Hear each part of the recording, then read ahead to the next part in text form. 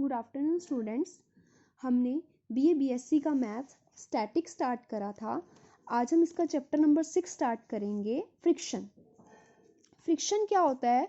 अगर हम इसको सिंपल लैंग्वेज में देखें, एक ऐसी फोर्स जो किसी वस्तु की गति में अवरोधक का काम करे, मतलब किसी गति को रोक दे। ठीक है, जो फ्रिक्शन होता है हमारा डेली लाइफ में बहुत ज़रूरी होता है। अगर फ्रिक्शन ना हो तो हम चल नहीं पाएंगे। फ्रिक्शन ना हो तो गाड़ी क्या है, चलती ही रह जाएगी, मूव ही करती रहेगी। कैसे?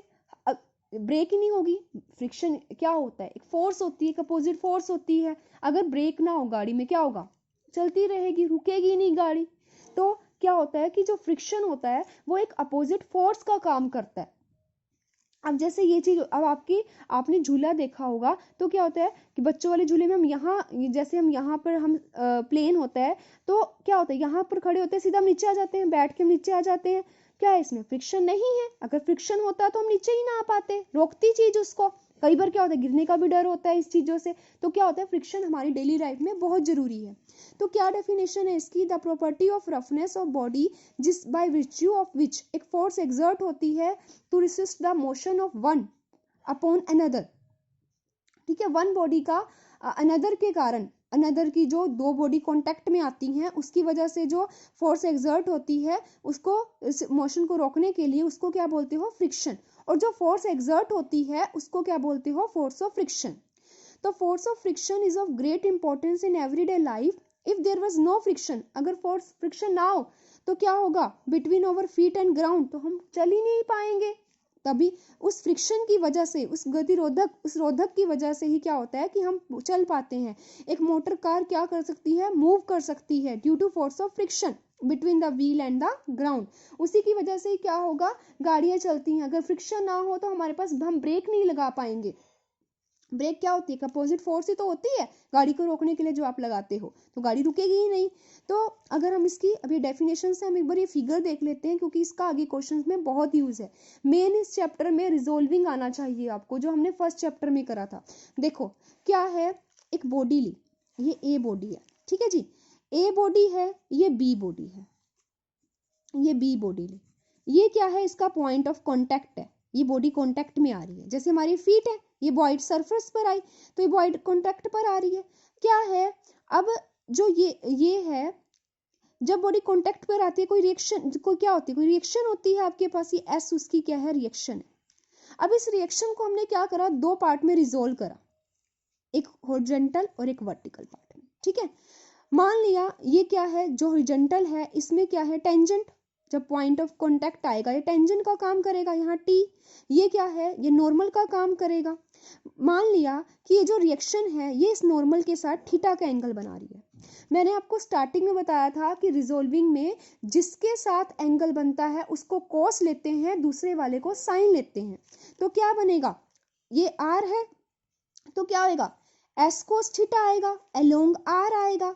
और एस साइन थीटा किसके अलोंग आएगा? टी के अलोंग आएगा, क्योंकि टी के साथ एंगल नहीं बना रहा है, एंगल वो आर के साथ बना रहा है। तो S cos theta along the common normal, S sine theta along the tangent. ठीक है जी, तो यही रिजोल्विंग करनी है, तो आपको ये चीज पता होनी चाहिए। अब नेक्स्ट इसका देखते हैं क्या है। नेक्स्ट है stages and kind of friction. तो इसमें आपको ये डेफिनेशंस पता होनी चाहिए कि स्टैटिस्टिकल फ्रिक्शन और डायनेमिकल फ्रिक्शन क्या होता है। The force of friction come into play when there is an equilibrium is known as the statistical friction. The force of friction comes into play when there is a motion is called a dynamical. अब देखो इन दोनों में क्या difference है, statistical motion और dynamical motion. आपने क्या करा, आप ना एक्टिवा चलाते हो, ठीक है, आपने चाबी लगाई, क्या होता है, पहली बार में स्टार्ट नहीं होती, वो स्टार्ट नहीं हो रही, उसको बोलोगे स्टैटिस्टिकल मोशन। जब आपका force of friction called into play, जब फोर्स ऑफ फ्रिक्शन है मतलब कोई चीज उसको रोक रही है, आप चला रहे हो वो स्टार्ट ही नहीं हो रही, मतलब कोई ना कोई, क्या होता है ठंड में क्या होता है, एक्टिवा स्टार्ट नहीं होती आपकी कई बार, तो फोर्स ऑफ फ्रिक्शन लग रहा है, हमने इतनी बार उसको सेल्फ मारी, नहीं स्टार्ट हुई। क्या होता है, एक अब आपको लग जाता है पता कि स्टार्ट होने वाली है, ठीक है, हल्की सी जैसे होती है तो फिर कहते हैं ना, हाँ भी स्टार्ट होने वाली है, अब स्टार्ट हो जाएगी। तो जब वो चीज आ जाती है प्ले में, मोशन स्टार्ट होना, तो उसको बोलते हो dynamical motion, dynamical friction, sorry. ठीक है, the force of friction come into play when there is an equilibrium, equilibrium है, कोई फोर्स नहीं लग रही, ठीक है, तो क्या होता है स्टैटिस्टिकल। जब फोर्स प्ले में होना शुरू हो जाती है, लगना शुरू हो रही है, होने वाली है, ठीक है, उसको बोलते हो स्टैटिस्टिकल फ्रिक्शन। ठीक है जी। अब क्या है लिमिटिंग और non limiting. When the body in इसमें स्टैटिस्टिकल फ्रिक्शन में क्या होता है कि फोर्स ऑफ फ्रिक्शन प्ले करता है जब बॉडी इक्विलिब्रियम में होती है, ठीक है, तो रेस्ट पर है, कोई मोशन नहीं है। और डायनेमिकल फ्रिक्शन क्या होता है कि वो मोशन प्ले में आ गई, मोशन हो गया है स्टार्ट, तो उसके ही दो हैं। इन दिस केस जब body is not on point of contact the equilibrium is said to be the non limiting. When the body is on point of contact, point of motion, the equilibrium is said to be the limiting, and the force of friction come into play is known as the limiting friction। कहते हैं non limiting और limiting में क्या फर्क होता है।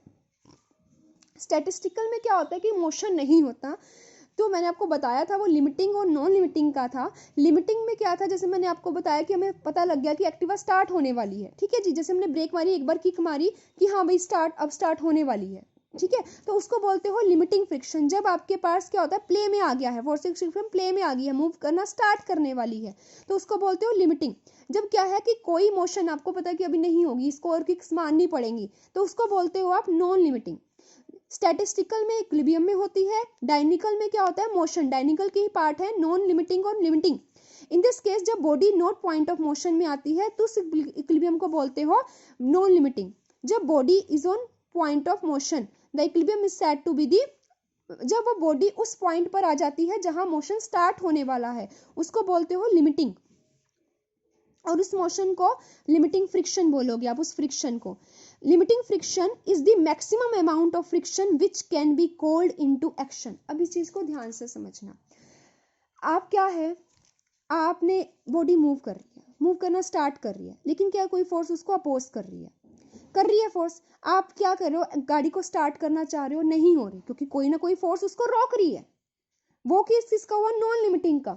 लेकिन क्या हुआ, एक पॉइंट आया, आपने इतनी सेल्फनी किक्स मारी कि उस बॉडी ने मूव करना स्टार्ट कर देना, ठीक है, चाबी बस हाँ होने वाली है। तो जो पॉइंट आता है जब वो स्टार्ट होने वाली है तो उसको बोलते हो लिमिटिंग फ्रिक्शन, ठीक है जी। अब क्या है, दो टाइप्स के, और जैसे अभी रोलिंग और स्लाइडिंग फ्रिक्शन। ये क्या है, ये पेंसिल है, ये कैसे मूव करेगी, ऐसे रोल करेगी तो उसको बोलते हो रोलिंग। स्लाइडिंग कैसे होता है, स्लाइड करना, जैसे हमने ये झूले वाली बात करी थी, ठीक है जी। अब स्टैटिस्टिकल फ्रिक्शन के दो टाइप लॉज जो हैं, स्टैटिस्टिकल्स के और डायनेमिकल के सेम ही हैं दोनों के। स्टैटिस्टिकल क्या होता है, उसके अपोजिट, जिस में बॉडी मूव करती है उसके अपोजिट डायरेक्शन में करता है। The magnitude of this force is just sufficient to prevent the body from motion. Magnitude जो होता है फोर्स का वो सफिशिएंट है किसी बॉडी को रोकने के लिए। स्टैटिस्टिकल, क्योंकि स्टैटिस्टिकल में तो पहले ही वो इक्विलिब्रियम में है, ठीक है, तो पहले बॉडी इक्विलिब्रियम में है, तो अगर हम थोड़ी सी भी लगाएंगे तो क्या होगा, prevent the body from motion, वो काफी होता है। लास्ट क्या होते हैं, direction of limiting friction is opposite, वही बात है कि उसकी अपोजिट डायरेक्शन में लगती है। The magnitude of limiting friction of contact between two bodies bears a constant ratio to the normal reaction at that point. मतलब क्या है कि हमने क्या है, लिमिटिंग फ्रिक्शन कब आता है, फ्रिक्शन कब आता है, जब दो बॉडीज कांटेक्ट में आती हैं। वो कहता है कि कांस्टेंट रहता है, ये नहीं है कि आपने इस बुक को किसी इस बुक को बेड पर रखोगे तो अलग लिमिटिंग फ्रिक्शन आएगा, या इस बॉडी को किसी हैवी चीज पर रखोगे तो अलग नहीं, सेम रहता है। सरफेस पर कोई इफेक्ट नहीं पड़ता, सरफेस का जो मैग्नीट्यूड, जो रेशो, कांस्टेंट रेशो रहती है दोनों की। द लिमिटिंग फ्रिक्शन जो होता है इंडिपेंडेंट, शेप पर डिपेंड नहीं करता, ठीक है ना, एरिया पर, सरफेस के एरिया पर डिपेंड करता है कि एरिया आपका कितना है, सरफेस कैसा है, किस डायरेक्शन, कुछ नहीं फर्क करता, सिर्फ शेप और एरिया उसमें सेम रहती है, कांस्टेंट रहती है, उस पर डिपेंड नहीं करता। वही सेम आपके किसके लाज होंगे, डायनेमिकल फ्रिक्शन के होंगे। अब है coefficient of friction. Coefficient of friction को डिनोट करते हो म्यू से। म्यू क्या होता है, the constant ratio with the limiting friction. किस किस की रेशो, लिमिटिंग फ्रिक्शन की टू द नॉर्मल रिएक्शन की जो रेशो होती है उसको बोलते हो coefficient of friction. Resultant reaction क्या होती है, देखो मैंने आपको क्या बताया था कि एक बॉडी है, ये दूसरी बॉडी है, इसके कांटेक्ट में आती है, इनकी रिएक्शन होती है एस, ठीक है। इसके हमने हॉरिजॉन्टली और वर्टिकल इसके कंपोनेंट लिए थे, ये इसका हॉरिजॉन्टली ये वर्टिकल कंपोनेंट आर लिया था और इसका नॉर्मल कंपोनेंट एन लिया था हमने। एफ लिया था, ठीक है। तो एस क्या हो गया था, रिजल्टेंट हो गया था। तो रिजल्टेंट का फॉर्मूला क्या होता है, जो हॉरिजॉन्टल और वर्टिकल, जो हमने चैप्टर नंबर फर्स्ट में पढ़ा था। तो एस क्या हो जाएगा, under the root R square plus में म्यू स्क्वायर, ठीक है जी। उसके बाद angle of friction. Angle of friction क्या होता है कि जो रिएक्शन और नॉर्मल के बीच एंगल बनता है उसको बोलते हो एंगल ऑफ फ्रिक्शन, ठीक है जी। इसमें लैम्डा ले रखा है, पीछे मैंने आपको म्यू से थीटा से बताया था। तो टेन थीटा किसके इक्वल होता है, म्यू के इक्वल होता है। म्यू क्या होता है, म्यू होता है आपका कोफिशिएंट ऑफ फ्रिक्शन। तो इसकी ये डेफिनेशंस कई बार 2-2 मार्क्स की आ जाती हैं, तो इसको कर लेना। बाकी जो इसके नए टॉपिक स्टार्ट है, ये टॉपिक्स हैं इसके, तो इसी के बेस पर ही आपके क्वेश्चंस होंगे। इस टॉपिक्स को कर लेते हैं, बाकी हम नेक्स्ट लेक्चर में करेंगे। To find the least force, हमें क्या बताना है, लिस्ट फोर्स बतानी है कि to drag a heavy body on a rough horizontal plane. देखो रफ क्या होता है, जैसे मैंने आपको बताया था कि जैसे कोई बॉडी है, रफ है, नहीं चल पाएगी, क्या होगा, उसकी अपोजिट फोर्स लगती है, फोर्स ऑफ फ्रिक्शन लगता है जो उस बॉडी को रोकेगा। वो कहते हैं कि हम मिनिमम कितनी फोर्स लगाएं कि वो बॉडी मूव कर दे, ड्रैग कर दे, हम उसको धक्का लगा लें body on a rough horizontal plane में, ठीक है जी। हमें मिनिमम फोर्स बतानी है कि जो अपोजिट फोर्स की बॉडी मूव करना स्टार्ट कर दे, वो बताता है कि हमें पी बताना है। अब इसमें पी मानना हुआ है, ठीक है। लेट डब्ल्यू वेट है, जैसे देखो सेम, ये बॉडी ली, उसका वेट लगाओगे, उसके अपोजिट रिएक्शन होती है। बॉडी कहाँ है, आगे मूव करेगी, फोर्स ऑफ फ्रिक्शन हमेशा बैक करता है। हमें ये पी निकालना है, हम कितना मिनिमम पी बनाए कि बॉडी मूव करना स्टार्ट कर दे, ठीक है जी। देखो वही सेम चीजें हैं, कुछ नया काम नहीं है। डब्ल्यू वेट है, आर नॉर्मल प्रेशर है, एंगल थीटा हॉरिजॉन्टल के साथ बना रहा है। जो हॉरिजॉन्टल के साथ बनाता है उसके साथ कोस, जिसके साथ थीटा बनता है वो कोस होता है, अपोजिट वाला साइन लेते हैं। आपको रिजॉल्विंग करनी मैंने सिखाई थी, वही सेम चीज है। अब पी फोर्स कर रहे हैं, पी एक्स के साथ कोस के साथ थीटा बनाएगा, सॉरी हॉरिजॉन्टल के साथ थीटा, तो पी कोस थीटा। उसके अपोजिट देखो, हॉरिजॉन्टली है ये लेकिन उसके अपोजिट है, तो क्या होगा, P cos theta is equal to mu R, equals to को ये इसके साथ ले गए, माइनस हो जाएगा। अब साइन वाला देखते हैं, ये आर एक्स के साथ कितना, इसके साथ कितना एंगल बना रहा है, 90, तो आर कोस 90, इसलिए सिर्फ आर लिया। ये पी फोर्स साइन के लिए होगा क्योंकि एक्स एक्सिस के साथ बना रही थी, वाइन के लिए साइन लेना पड़ेगा, पी साइन थीटा। उसके अपोजिट फोर्स कितनी है, डब्ल्यू, तो माइनस डब्ल्यू ले लिया। तो पी की वैल्यू निकाली, सो पी की वैल्यू कितनी आई, पी इज इविडेंटली लिस्ट।